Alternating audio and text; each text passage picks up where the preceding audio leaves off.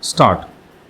Mr. Deputy Chairman, we find that the Defence Minister has introduced this Navy bill. As he has said in his preliminary remarks, we are not going to discuss the size of our Navy nor the number of cruisers and the like. But I cannot feel drawing his attention to the fact that he has introduced a very big bill and a very voluminous bill about a navy which is microscopically small. Besides our navy being microscopically small, our mercantile marine also is very small. The whole merchant fleet is very small. I feel that the Honorable Minister, who comes from a maritime state, has a soft corner for the merchant navy, and therefore he has introduced this voluminous bill before us. Para.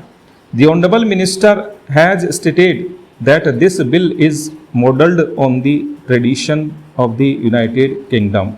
It is very obvious that it is so, and anybody reading through this bill will come to the conclusion that in many cases it is a blind limitation of the tradition in the United Kingdom.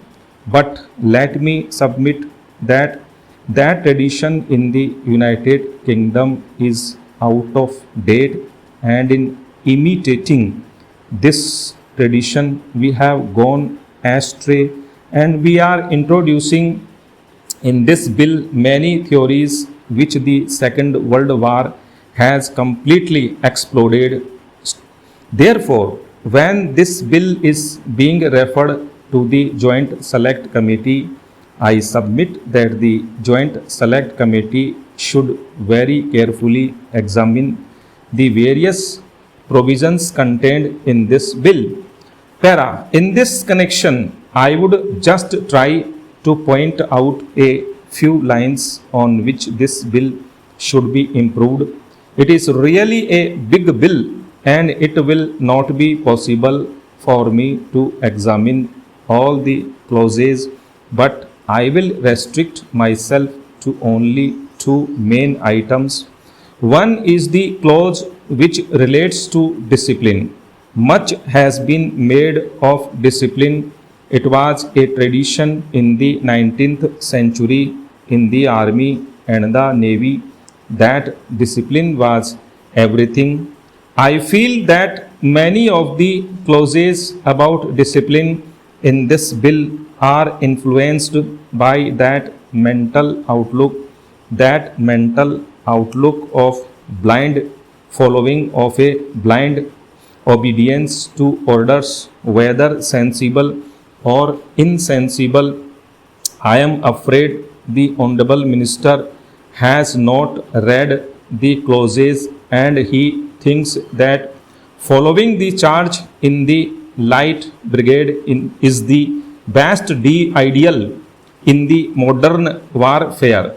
If I proceed a little further, I will point out to him what has been the attitude of the fighting forces in the Second World War, and in modeling our bills, that type of legislation should have been introduced in it. Para.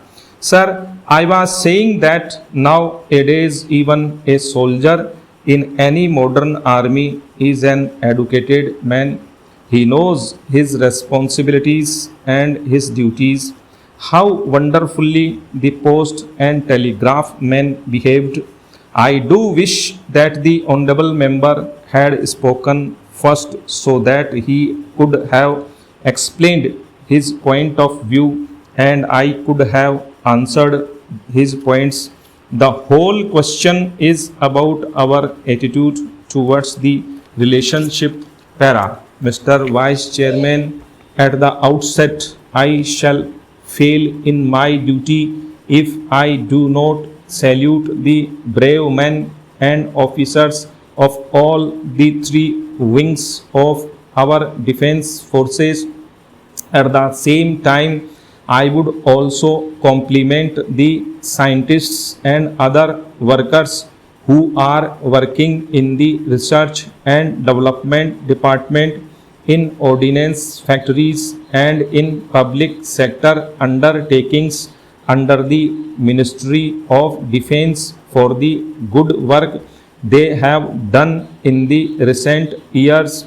However, I am very much pained when I saw in this house during the last 10 days allegations being made which have no foundation or which are not based on facts, particularly at a time when our country is threatened, when the integrity and unity of our country is threatened.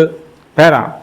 Sir, our Prime Minister has two assets: a clean image with which he wants to wipe out corruption from different spheres of activities.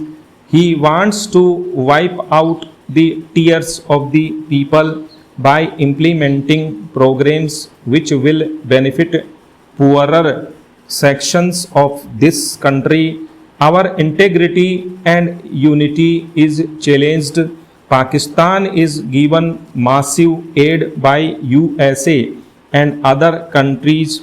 Never in the history of Pakistan were arms given to it, so much aid given to it, but the rate at which it is being done now, Pakistan is bent upon taking revenge for all the past 3 years when Pakistan was humiliated by this country. Para.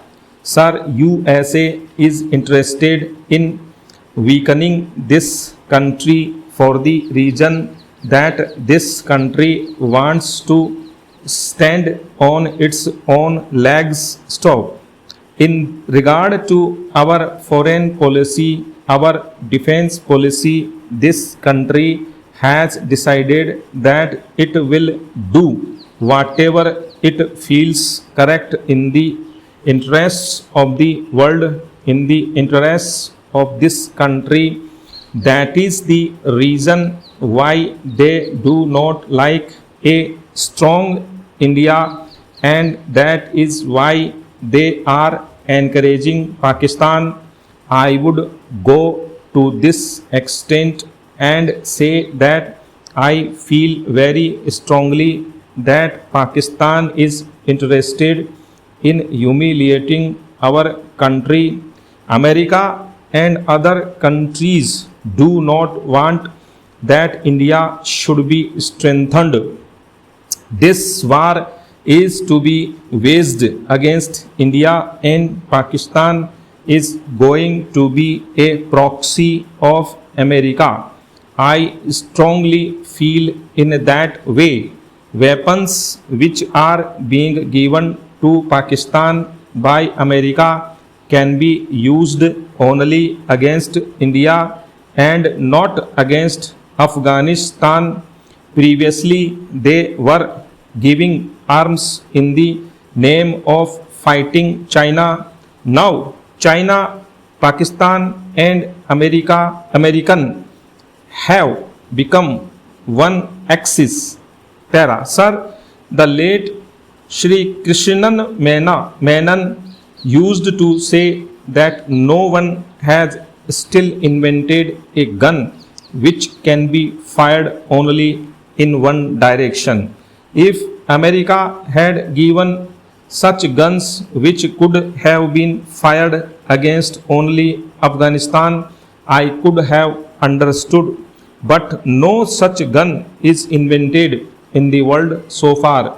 Mr. Krishna Menon also said that there are no permanent friends or permanent enemies. Only our national interests are permanent. At present, we do not want to see on those lines. That is why I request my friends to understand